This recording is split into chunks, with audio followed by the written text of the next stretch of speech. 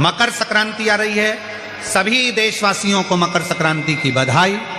गुड़ और तिल्ली का खूब भोग लगाओ, खूब पाओ और बाबा का आनंद करिए। मकर संक्रांति है, सभी लोग बाल्टी में तिल्ली डाल डाल के नहीं रिया होगा।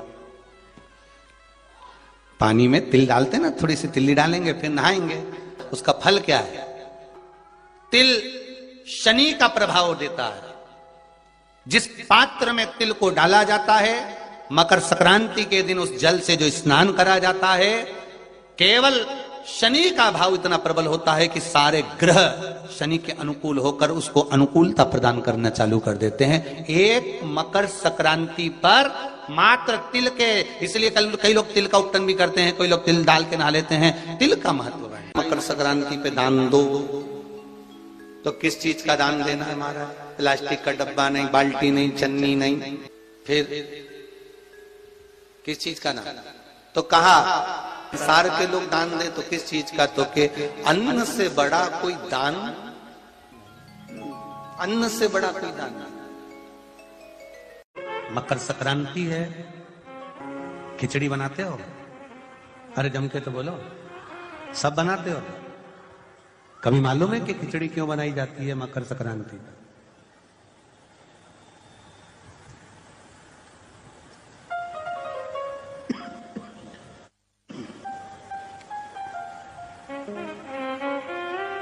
खिचड़ी बनाने का कारण क्या है? वो मकर संक्रांति का दिन था जब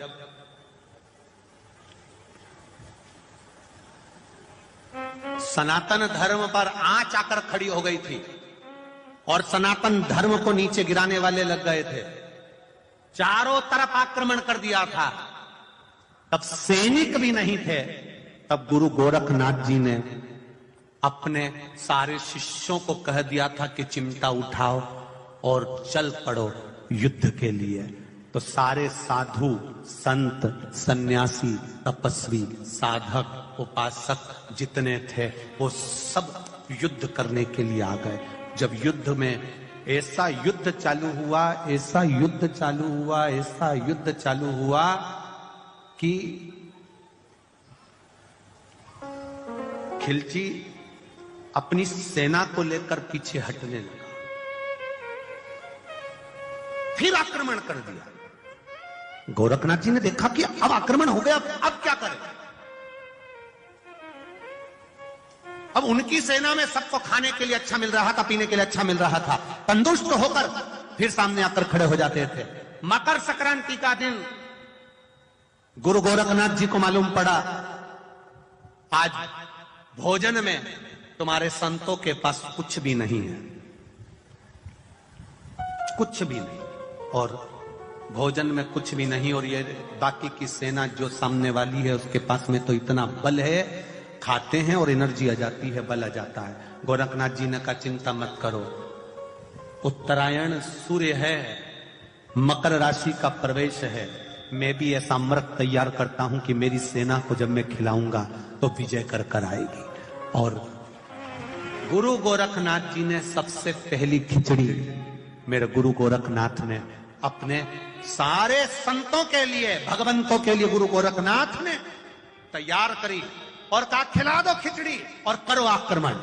खिचड़ी खाकर मकर संक्रांति के दिन जब आक्रमण किया गया तो पूरी सेना को तहस नहस कर कर ये सनातन धर्म फिर बच गया। ये सनातन धर्म की रक्षा ये खिचड़ी प्रसाद। आज भी मकर संक्रांति के दिन खिचड़ी का महत्व है महाराज। एक दिन ऐसा आता है मकर राशि में सूर्य प्रवेश करता है तो उसे मकर संक्रांति कहते हैं। महाराज ध्यान दीजिएगा, पूरे वर्ष में एक दिन मकर संक्रांति का।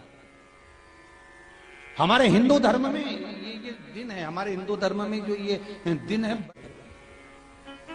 अच्छा, कई लोग कहते हैं कि सूर्य की उत्तरायण का क्रम है, ये क्रम है, ये पूजन का क्रम है, तिल्ली के लड्डू का क्रम है, लड्डू बना लो तिल्ली का, इसका क्रम है। पर अगर स्कंद पुराण उठाओ तो स्कंद पुराण में अगर मकर संक्रांति के क्रम को यदि पढ़ोगे तो मालूम पड़ेगा कि पूरे वर्ष में एक दिन ऐसा था जिस दिन भगवान शिव और नारायण ये दोनों, इसलिए आज भी हिंदू धर्म में गुड़ के लड्डू तिल्ली के साथ मिलाते हैं। क्यों? उसका कारण कि शंकर और नारायण ये दोनों एक ही दिन एक ही पल गंगा का स्नान करने के लिए आए, एक ही। भगवान शिव, देखिए कितना कितना हमारे हिंदू धर्म में एक एक तिथि का, एक एक बार का एक एक महत्व है, उसको समझिए।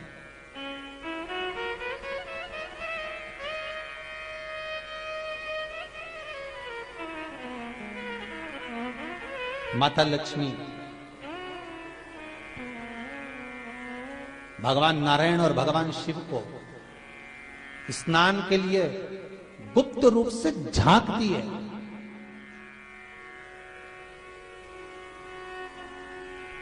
तो भगवान विष्णु ने तिरछी दृष्टि में माता लक्ष्मी को देखा,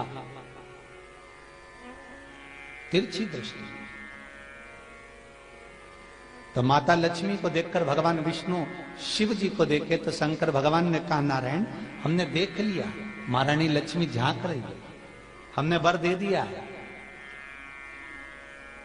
कि लक्ष्मी का एक नाम गुप्त लक्ष्मी रहेगा, ये छुपी रहेगी। और आज मकर संक्रांति के दिन नारायण और शिव का दर्शन इस लक्ष्मी ने करा है। पर जो गुप्त लक्ष्मी का दान दे देगा उसके घर में कभी कोई बड़ी बीमारी प्रवेश नहीं करेगी। कैंसर जैसा रोग, किडनी और लीवर का रोग नहीं हो सकता। आज भी नियम है कि मकर संक्रांति के दिन एक लड्डू बनाया जाता है गुड़ और तिल्ली का, उसमें 1 का सिक्का, 2 का सिक्का या कोई लक्ष्मी उसमें फंसा दी जाती है और लड्डू को पैक कर कर किसी मंदिर में दान दे दिया जाता है। उसको कहते हैं गुप्त लक्ष्मी, जिससे घर में कोई बड़ी बीमारी प्रवेश न हो। वो केवल मकर संक्रांति को ही होता है। अगर ऐसा महसूस होता है कि किसी ने आपकी दुकान पर बंधन कर दिया, आपका व्यापार बांध दिया, 4 दिन दुकान अच्छी चल रही है और 4 दिन बंद हो रही है, तो महाराज सूर्य का उत्तरायण जो प्रवेश है मकर के अंतर्गत, वो दोपहर में लगभग 2:30 बजे के करीब में आए, 2:30 से 3 के करीब में आया। तो निवेदन करूंगा मैं आपको ऐसा लगता है कि आपका व्यापार 4 दिन अच्छा चल रहा है, फिर गिर रहा है, फिर चल रहा है, फिर नीचे आ रहा है, तो जब मकर राशि के भीतर सूर्य प्रवेश करेगा 2:30 के लगभग में आएगा, शायद दोपहर में 2:30-3 बजे के करीब में प्रवेश करेगा, तो आपको ऐसा लगे या किसी की तबीयत थोड़े दिन अच्छी हो रही है, फिर गिर रहा है, फिर अच्छी हो रही है, फिर बेकार हो रही है, फिर अच्छी हो रही है, फिर बेकार हो रही, दवाई खा रहे हो नहीं लग रही। तो आप जब मकर राशि में सूर्य प्रवेश करे, कल मकर संक्रांति के दिन उत्तरायण जब सूर्य के भाव प्रवेश करे महाराज, दोपहर में 2:30-3 बजे के करीब में प्रवेश कर जाएगा, इतनी बजे। तो प्रयास करना, थोड़ी सी काली तिल्ली लेना महाराज जी, उसमें एक बमूल का कांटा लेना, काली तिल, बमूल का कांटा और किसी भी वृक्ष की 5 पत्तियां लेना महाराज। उसको लेकर अपने दुकान में, व्यापार में, या जिसको औषधि ना लग रही हो, जिसका स्वास्थ्य गड़बड़ हो रहा हमारा, उसका स्पर्श कराकर या 21 बार उस पर से उतार कर, और उतारना क्या नाम लेकर है? अवधूतेश्वर महादेव। कौन सा महादेव है? जम के बोलो जरा, अवधूतेश्वर महादेव। शिव जी का एक अवतार हुआ था, अवधूत रूप शंकर का। शंकर भगवान के उस क्रोध को, भगवान शिव के उस क्रोध को ब्रह्मा जी ने घोड़े का रूप दे दिया था और घोड़े को समुद्र में डाल दिया था। उस घोड़े से जलंधर हुआ था, फिर जलंधर का विवाह वृंदा से हुआ था। अर्थात शास्त्र कहता है कि अवधूतेश्वर महादेव का जो रूप है वो रोग का निवारण करने के लिए, व्यापार की वृद्धि को आगे बढ़ाने के लिए। आप लोगों ने कहीं कहीं देखा होगा, किसी किसी के ऑफिस में देखा होगा कि वास्तु शास्त्री कहते हैं कि दौड़ते हुए घोड़े का फोटो लगा। सुना है कि नहीं सुना? अरे बोलो तो, सुना है कि नहीं सुना? किसी वास्तु वाले के पास जाओगे ना तो वो कहेगा तुम्हारा ऑफिस अच्छा नहीं चल रहा ना, तो दौड़ते हुए घोड़े का फोटो लगा। जो घोड़े 4-5 घोड़े दौड़ रहे हैं उनका फोटो लगा। क्यों कहते हैं वो? उसका कारण क्या है? वास्तु शास्त्री ऐसा क्यों बताते हैं कि दौड़ते हुए घोड़े का फोटो? उसका शास्त्र प्रमाण शिव महापुराण करती है महाराज कि शिव का एक रूप अवधूतेश्वर है, जिसको ब्रह्मा जी ने घोड़े का रूप दे दिया और घोड़े का रूप देकर उसको समुद्र में डाल दिया, जिससे जलंधर की उत्पत्ति हुई। तो अगर मान लो, अगर प्रॉब्लम चल रही है, व्यापार में दिक्कत आ रही है, व्यवसाय में तकलीफ आ रही है, या किसी न किसी रूप में कोई ना कोई कष्ट आपको लग रहा है, तो अवधूतेश्वर महादेव का नाम लेकर काली तिल्ली, वृक्ष की पत्ती और एक बमूल का कांटा लेकर, और आप दुकान में से उतार लो चाहे शरीर पर से उतार लो, उसको ले जाकर किसी भी चौराहे पर उसको पटक दीजिए। चौरस्ते पर नहीं डाल सकते तो बहते हुए पानी में डाल दीजिए, बहता हुआ पानी ना मिले तो पीपल के वृक्ष के नीचे डाल दीजिए, पर उसको मकर राशि के प्रविष्ट भाव में ही डालना।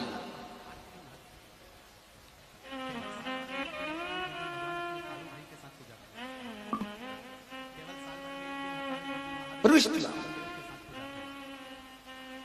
हमारे हिंदू धर्म में जितने भी त्योहार आते हैं ना, ये त्योहार कोई साधारण नहीं होते। हमारे हिंदू धर्म में जितने भी त्योहार हैं, ये कुछ ना कुछ हमें सुख का भान कराते। एक भी त्योहार ऐसा नहीं है हिंदू धर्म का जो कि खाली जाए, बस हम उससे दूर रहते हैं, हमें आता नहीं है, बस एक साधारण भाव में हमने त्योहार मना लिया, पर उसका महत्व हम समझें, उसको जाने कि उसकी महत्वता क्या।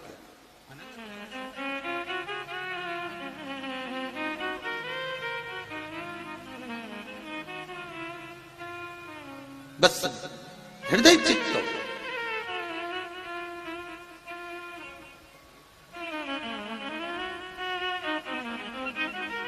कोई किसी व्यक्ति ने मालूम पड़े कोई भूमि पर कब्जा कर लिया और नहीं छोड़ रहे, तो उसके लिए भी कल का दिन बड़ा महत्वपूर्ण है महाराज। उसके लिए भी कल का दिवस बड़ा महत्वपूर्ण है महाराज। मान लो अगर कोई कब्जा कर लिया हो और वो प्लाट या कोई दुकान, कोई व्यापार की स्थान नहीं छोड़ रहा, तो उसके लिए भी कल का दिन शास्त्र कहता है महाराज जी, शमी पत्र की 5 पत्तियां। कितनी पत्तियां लेना है? 5। शमी पत्र की 5 पत्ती, बेल पत्र की 11 पत्ती। मकर राशि में प्रवेश करते समय सूर्य का स्मरण करते हुए सूर्य पे से 7 बार घुमाकर भगवान शिव का नाम मंत्र लेते हुए, जो शिव महापुराण का मूल मंत्र है, श्री, बोलिए जम के, श्री शिवाय नमस्तुभ्यम, शिव महापुराण के मूल मंत्र का स्मरण कर कर सूर्य पर से घुमाकर शंकर भगवान के शिवलिंग पर जो समर्पित कर देता है, और चढ़ी हुई एक बेलपत्र शमी पत्र उस स्थान पर डाल देता है जो कब्जा नहीं छोड़ रहा, महाराज 6 महीने के अंदर वो कब्जा छोड़कर भागता नजर आता। कर्जा अगर थोड़ा भी है और थोड़ी भी मात्रा का अगर कर्जा है, तो उस कर्जे को चुकाने का प्रयास करें, और अगर नहीं चूक रहा तो कल सूर्य जब मकर में उत्तरायण भाव में प्रवेश कर रहा है, तो 1 लोटा पानी कलश मारा, उसमें जल भर लीजिए, और जल भरकर उसमें 7 दाने चने की दाल के डाल लीजिए। 7 दाने चने की दाल के डालकर उसमें थोड़ा सा कुंकू, रौली थोड़ी सी इसमें डाल लीजिए। 3 शमी पत्र, 1 बेल पत्र उस जल के अंदर डाल लीजिए, मारा, और डालकर सूर्य नारायण भगवान को दर्शन करते समय, जल छोड़ते समय उत्तर की ओर, आपके घर से जब उत्तर का जो भाग हो उस ओर जल का भाग थोड़ा सा छोड़े, आखिरी का बचा हुआ जो जल और बेलपत्र और शमी पत्र है एक साथ जब पूणे, तो जितना अपने मन में भाव हो कि हमारा इतना कर्जा है बाबा, वो चूक जाए, या कोई पैसे नहीं दे रहा है उसका भी स्मरण कर सकते हैं कि हमारा इतना रुपया लेना है, और वो जल शमी पत्र बेलपत्र उसी समय पर नीचे डाल देना, उसका छींटा थोड़ा सा अपने ऊपर लेकर प्रवेश कर महाराज। ज्यादा से ज्यादा 5 महीने 6 महीने कहीं ना कहीं बाबा ऐसी कृपा कर देता है, कोई सहयोग, कोई धन, कोई संपदा, कोई व्यापार ऐसा बना देता है कि पैसा हाथ में आता है और कर्जा चूक जाता है। ये बाबा ही। और एक बात का याद रखना, हमें किसी से लेकर नहीं देना है कर्जा, भगवान से ये निवेदन करना है हमको कि बाबा हमको ऐसा व्यापार दे, ऐसा धन हमारा खुद का दे, जिससे हम अपने पैसे से कर्जा चुका। मालूम पड़े कर्ज मुक्ति के लिए कल आप लोग अर्घ अवश्य दें, सूर्य का स्मरण करें, सूर्य देवता का, और अर्घ प्रदान करें। निवेदन एक और है, जिनके शरीर धूजता अर्थात हाथ पैर में कंपन उत्पन्न होता हो, या हाथ पैर में कहीं कंपन का भाव लगता हो, ऐसा महसूस होता हो कि हाथ पैर धूजते हो, तो कल सूर्य को जब अर्घ दें तो उसमें काली मिर्ची पीस कर डालकर फिर सूर्य को अर्घ मारें। अर्घ देने के बाद में जो जल आप जमीन पर छोड़ेंगे उसका भाग थोड़ा सा अपने शरीर पर लगा लेंगे, जहां जहां पर कंपन उत्पन्न होता है। या कोई डॉक्टर आपको बोल रहा है कि बाईपास करवाना पड़ेगा या कोई नस चोक हो गई हो, तो उस स्थान पर भी आप उस जगह पर भी उस जल को अवश्य लगाएं, काली मिर्ची का पीसा। कल मकर संक्रांति है, भगवान शिव के पूजन का भी दिन है। खूब प्रेम से आप खिचड़ी का दान दो, लड्डू का दान दो, अन्न दान दो, पर दान पुण्य संकीर्तन स्मरण करते रहो। और कम से कम 14 लोगों से हर हर महादेव तो कह लो, नमः शिवाय तो बोल लो, राम राम तो बोल लो, कृष्ण नाम तो बोल लो, जितना बन सके भजन। कितनी प्रतीक्षा करते करते करते करते करते करते भीष्म पितामह उत्तरायण का इंतजार करते रहे, कितनी प्रतीक्षा करते रहे। जिसका परिवार टूट रहा हो, भाई भाई में झगड़ा हो रहा हो, आपस में प्रेम खत्म हो रहा हो, जहां पर देवरानी जेठानी आपस में झगड़ रही हो, भाई भाई झगड़ रहा हो, प्रॉपर्टी के लिए, धन के लिए, दौलत के लिए, संपदा के लिए, कोई किसी का मुंह फूला, कोई किसी की मुख फूला हुआ है। निवेदन है, कल मकर संक्रांति के अवसर पर 1 लोटे पानी में काली तिल डालकर और उसमें हल्दी मिलाकर शंकर भगवान को समर्पित करना, और किसका नाम लेकर? जिनसे विवाद हो रहा है, जिनको आप अपना बनाना चाहते हैं, जिनसे प्रेम बढ़े, आपस में स्नेह बढ़े, घर नहीं टूटे। मेरा तो निवेदन है, सास बहू के लिए चढ़ा दे, बहू सास के लिए चढ़ा दे, प्रेम बना रहे, टूटे नहीं, स्नेह बढ़े।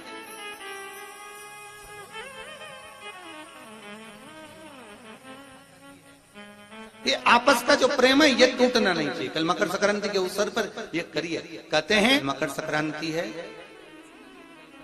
जिस समय पर कल सूर्य उत्तरायण आ जाए, और पहले दिन उत्तरायण के दिन ही जब संध्या का समय होता है, शाम का समय होता है, महाराज संध्या का जो समय होता है शाम का, अगर कोई बच्चा पलंग पर बाथरूम करता हो, गंदगी करता हो, सारी औषधि कर ली, दवाई कर ली, और या बच्चा रात्रि को उठकर चिड़चिड़ करता हो या रोता हो रात भर, महाराज उसके लिए, या माता के स्तनों में बच्चे को पिलाने के लिए दूध ना आता हो उसके लिए, या बच्चा रुदन करता हो, या बच्चा गंदगी करता हो, उसके लिए कल शाम के समय पर, प्रथम दिन में जब भगवान उत्तरायण आ रहे हैं मकर राशि के अंतर्गत, तो शाम के समय पर मकर संक्रांति के दिन गुड़ को पानी में मिलाकर शिवजी पर लेपन कर दो, उसी हाथ को बच्चे को मंदिर के बाहर चटा दो महाराज, फिर वो पलंग पर कभी गंदगी नहीं करेगा महाराज। जिस नारी का स्तन में दूध नहीं आता हो बच्चों को पिलाने के लिए, उसको भी अगर चटा दिया जाए तो स्तन में दूध आना प्रारंभ हो जाए महाराज। जो बच्चा रात्रि को रोता हो, जाग जाता हो, उसको भी अगर वो हाथ चटा दिया जाए तो वो काम करता है महाराज। ये कल के दिन करके देखना, बाद में बताना जरूर हो।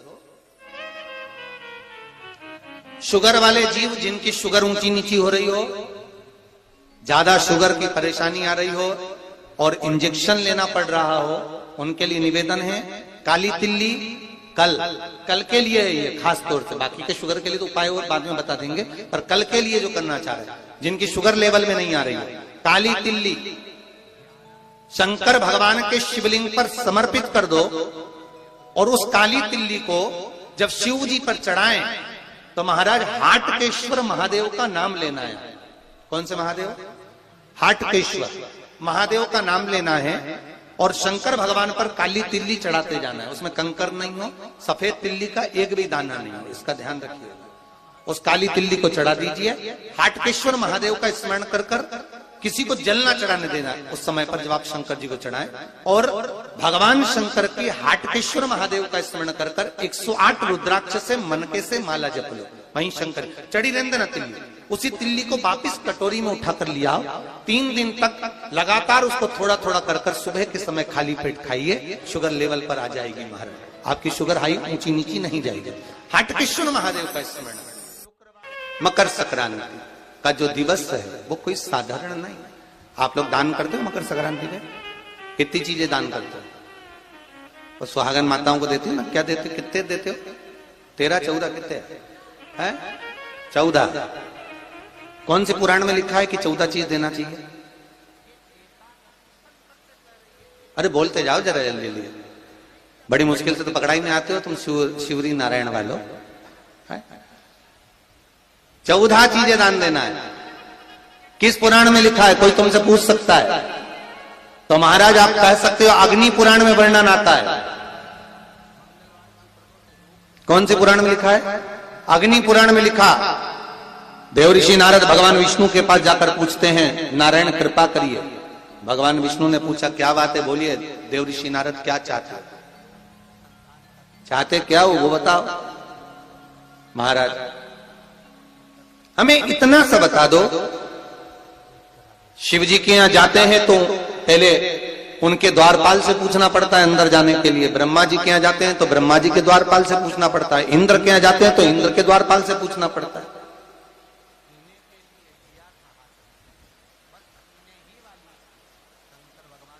हम जितनी भी जगह जाते हैं तो कोई ना कोई द्वारपाल से हमें पूछना पड़ता है अंदर जाने के। भगवान देवऋषि नारद कह रहे हैं नारायण से कुछ ऐसी कृपा कर दो कि हमें किसी से आज्ञा लेना ही नहीं पड़े। भगवान विष्णु तो उनकी बात को बस थोड़ा सा सुने और अंदर चले गए। नारद जी को लगा हमारा तो कोई जवाब ही नहीं दिया। नारद जी वहीं पर टिक गए, खड़े रहे,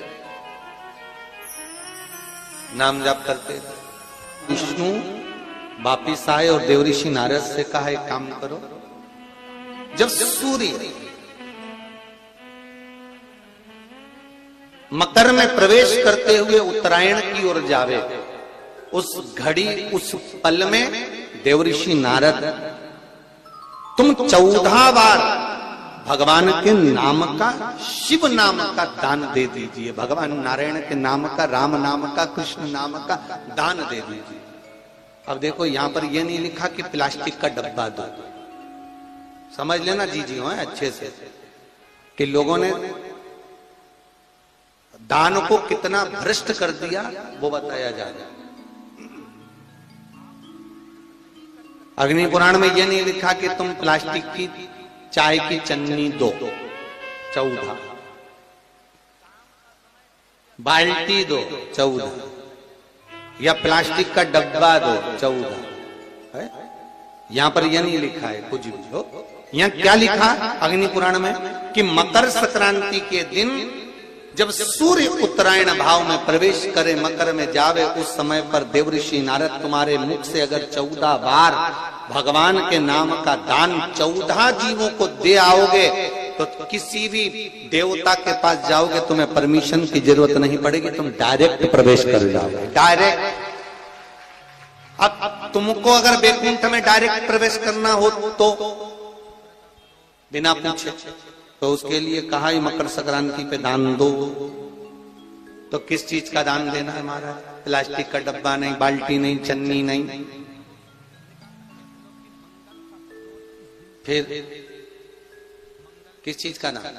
तो कहा अगर देवर्षि नारद आप दान दे रहे हो तो 14 नाम का दान दीजिए। 14 जीवों को नाम का दान दे दो, भगवान के नाम का भजन करो। और अगर संसार के लोग दान दे तो किस चीज का? तो के अन्न से बड़ा कोई दान,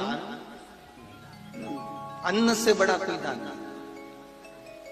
पुराण में दान की महत्वता, विष्णु पुराण, पद्म पुराण, अग्नि पुराण, नर्मदा पुराण, नारद पुराण, वराह पुराण, ब्रह्मवैवर्त पुराण, ये सारी पुराण उठा के देखो। सारी पुराण में चाहे शिव महापुराण हो, चाहे भागवत पुराण हो, जितनी पुराण होंगी सारी पुराण में कुछ अध्याय तो केवल दान के लिखे गए कि दान करो, धर्म करो, पुण्य करो, सत्कर्म करो। धर्म पुण्य सत्कर्म करो। ये मकर संक्रांति आ गई, क्या करना है? दान करो। लिख दिया कि खिचड़ी का दान करो, तिल्ली का दान करो, लड्डू बनाओ, तुम भी खाओ और दान भी करते जाओ। क्यों? चालू हो जाता।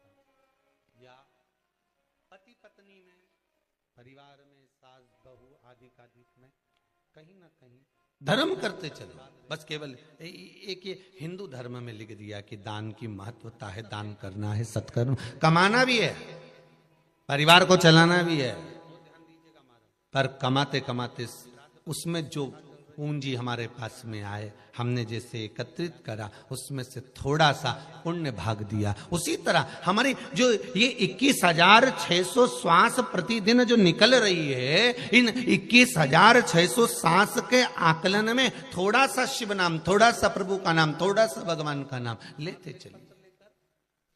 कच्चा जो सूत होता है ना, कच्चा सूत जो जानते पेड़ पौधे में माथा लपेटती, जैसे जैसे घड़ी का कांटा पहुंचे, 1 बजे एकल राम, 2 बजे दुलारे राम, 3 बजे त्रिलोकीनाथ, 4 बजे चतुर नारायण, 5 बजे परमेश्वर, 6 बजे छबीले राम, 7 बजे सत्यनारायण, 8 बजे अंठेश्वर, 9 बजे नागेश्वर राम, 10 बजे दशरथ नंदन, 11 बजे गिरधारी, 12 बजे बद्री नारायण। घड़ी का कांटा पूरा हो गया। जब लोग कच्चे सूत पर उस बेलपत्री के जो 7 गुच्छ हैं, 7 जो बेलपत्री के भाग हैं, 7 बेलपत्री हैं, उसको अपना नाम उसने दिया है। उस कच्चे सूत को लपेटना। घड़ी बनाने वाले ने भी कहा था 1 बजे तो 1 बजे एक राम बोल लेना, एक बार राम बोल लेना। घड़ी की सुई भी चलते चलते चलते चलते वो 1 बजे वो घंटा भी बोले न टन, मतलब भज। भिलाई की कथा में कहा था कि कुछ ऐसा इंतजाम कर दे भगवान कि मोबाइल में जब व्यक्ति झूठ बोले तो मोबाइल चिल्ला चिल्ला के बोले। भिलाई की कथा में कहा था। अब एकाध मशीन ऐसी आना चाहिए कि घड़ी में जैसे ही 1 बजे जितने लोग बैठे हैं उसी समय वो 1 बजे चिल्ला कर बोल दे, राम बोल ले, शिव बोल ले, कृष्ण बोल ले। कच्चा जो धागा पीपल में, बड़ में या ऐसी घड़ियां बनवाना पड़ेगी थोड़ी बहुत। तो तुम भी तैयारी में रखो रे, जितने आस्था पर सुन रहे हो, कहीं ऐसी घड़ी हो ना कि 1 बजे चिल्ला के बोले राम बोल राम बोल राम बोल। जब तक वो बन नहीं हो नहीं तो एक पे टिकी रहे, जब तक 1 सेकंड तक वो बोलती रहे राम बोल राम बोल राम बोल, शिव बोल शिव बोल शिव बोल, कृष्ण बोल कृष्ण बोल। फिर 2 पे आए, फिर चिल्ला के बोले ओ भेरू राम बोल कृष्ण बोल शिव बोल। आपस में प्रेम बढ़े। वो भले एक घर था कुंभ, फिर इस कुंभ घर में आग लगी थी, तब दूसरा घर बना था मकर, फिर मकर घर में भगवान सूर्य नारायण आए, उनका आदर हुआ, तब जाकर ये मकर संक्रांति हुई। कोई ऐसी हो गई क्या मकर संक्रांति? कच्चा जो सूत होता है, कच्चा जो धागा। मकर संक्रांति का मतलब क्या है? क्यों कहते हैं कि ये 13-14 चीजें आप लोग बांटते हो ना, तो किसको बांटते हो? तुमसे छोटी उम्र वालों को बांटोगे? सास क्या बहू को देगी सामान? सास बहू को देती है क्या सामान? नहीं। बहू किसको देती है? सास को।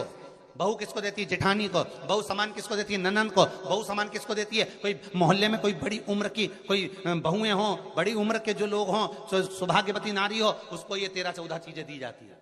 जो भी आप बांटते हो, टीकी का पत्ता हो, सिंदूर की डिब्बी हो, मेहंदी हो, कोण हो, जो भी आप बांट रहे हो, लाली भी बांट देते कई कई, तो बेलपत्री उनका क्या है? तो ये जो चीज आप लोग बांटते हो, ये किसको देते हो आप लोग? किसको प्रदान करते हो?